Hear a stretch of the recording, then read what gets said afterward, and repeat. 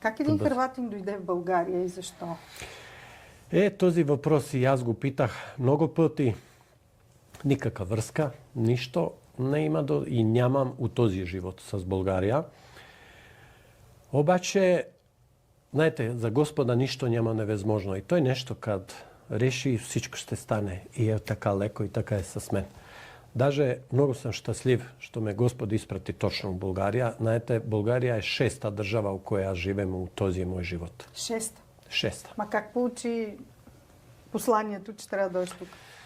Господ ти направи. Не е всеки път да ти, като той на мен изпрати ми болестта, да ме укара в биоенергия. И той ме изпраща в България по един, може би, твой дойде и всичко се случи. Само в начало ти не можеш да разбереш кое ти Господ прави, как те води. Да. Але къде имаш вяра, ако ти е вяра чиста и ако вярваш у Господа и му даваш у ръцете да те води, всеки път ще дойдеш там, къде ти е място. Аз съм много благодарен, що ми избра България за мен, Господ. Това е държава у мой свят, духовно-енергийни свят. България е голям диамант. Защо? Кажи ни какво е сега ще ви кажем на България.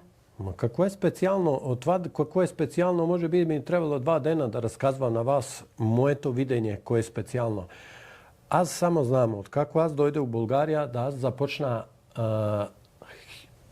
бързо да се развивам. Все по-бързо и по-бързо стане моя трансформация, мое духовно енергийно развитие, мои дарби се отварят като цветие.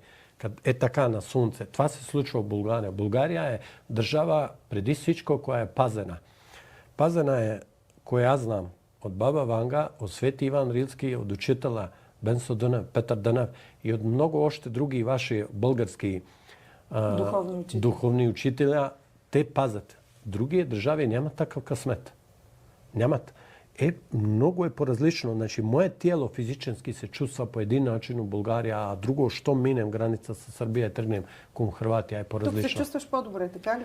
Тук се чувствам идеално. Това е моето. Значи, България е нещо моето, за кое много благодарим на Господа. Вие от толкова свети места, от толкова енергийни места, от толкова учители, от толкова у България има това да всеки един мой ученик или пациенти, които дойдат в България, а не са родени от този живот в България, те ревят тук, не искат да се върнат къщи. Кой може да вижда енергия, кой може да се почувства и да свърже с тях? Това е рай на земята.